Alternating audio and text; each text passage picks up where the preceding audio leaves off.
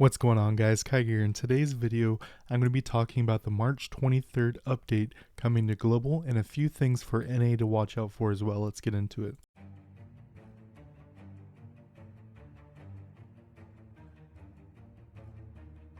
Alright, so talking about the things that are in here.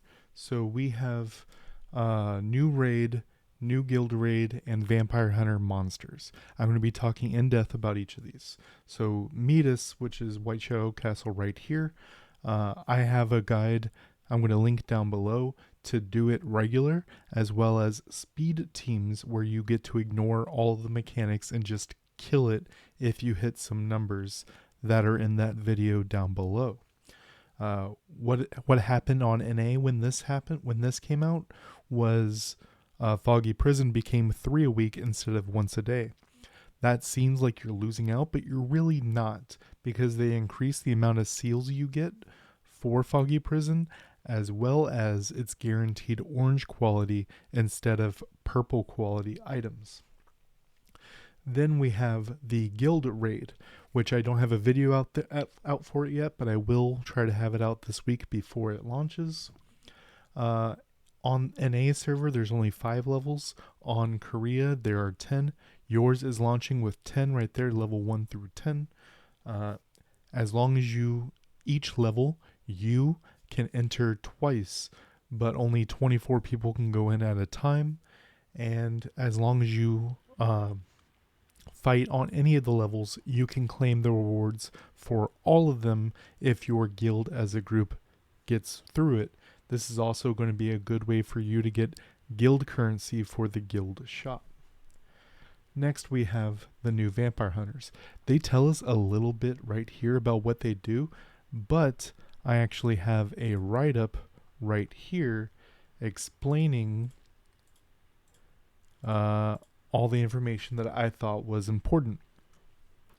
So fire, their S1, which is also known as basic attack, does damage based off of lost HP, and all of their S1, S2, and S3 abilities are roughly the same, but with slightly different depending on the element, obviously.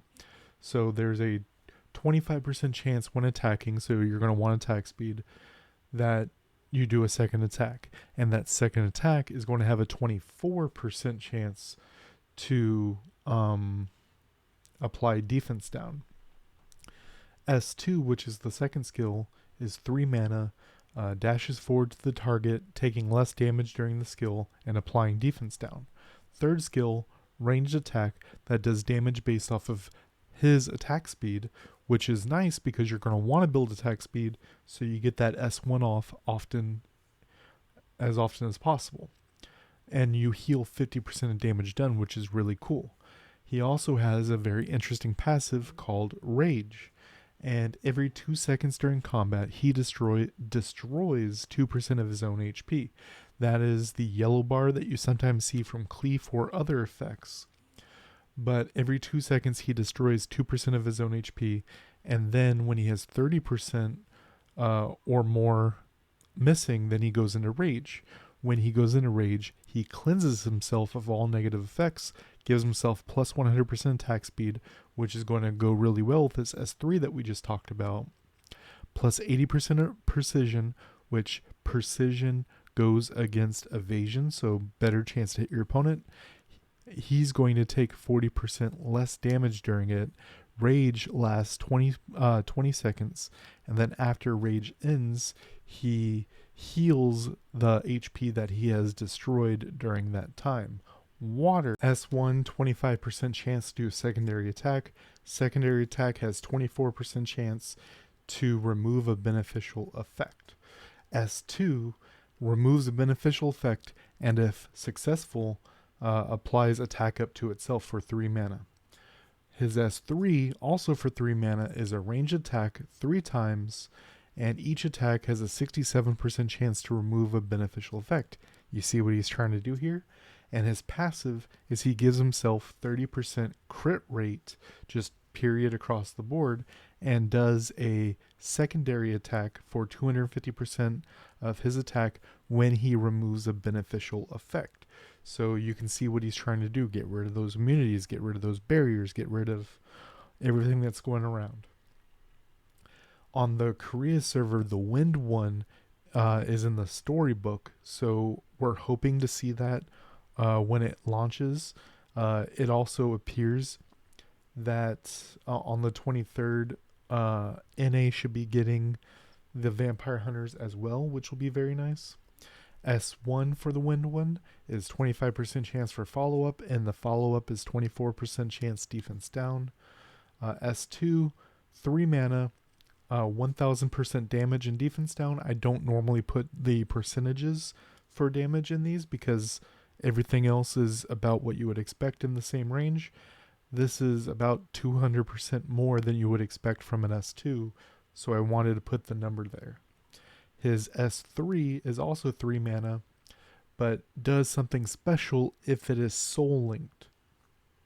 If soul link, consumes all mana of enemy summoner, deals bonus damage based off of mana consumed, and gives you plus 2 mana if it kills the enemy summoner or monster that you were targeting. So you don't have to target the summoner to get that consume mana.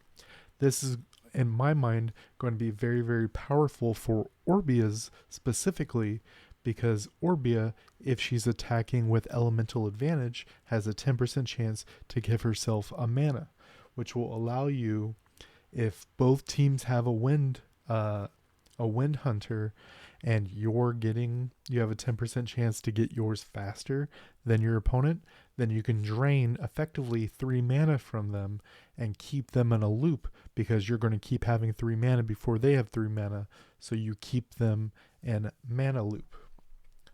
Then we have the light one, 25% chance to follow up for 24% chance to inflict damage taken up. S2, 5 mana, 82% chance to inflict silence. Then if they are CC'd, which silence is a CC, use Rapid Shot. Rapid Shot is the S3. S3, 3 mana, 3 hits. Each hit has a 67% chance to inflict damage taken up. Passive, deal 100% of attack, which is a low percentage, but it ignores defense buffs, things like that. If hitting a target with a CC effect. So with S3, hit 3 times. If you already hit them with S2, then he's going to do 3 shots in the face. Dark is pretty crazy.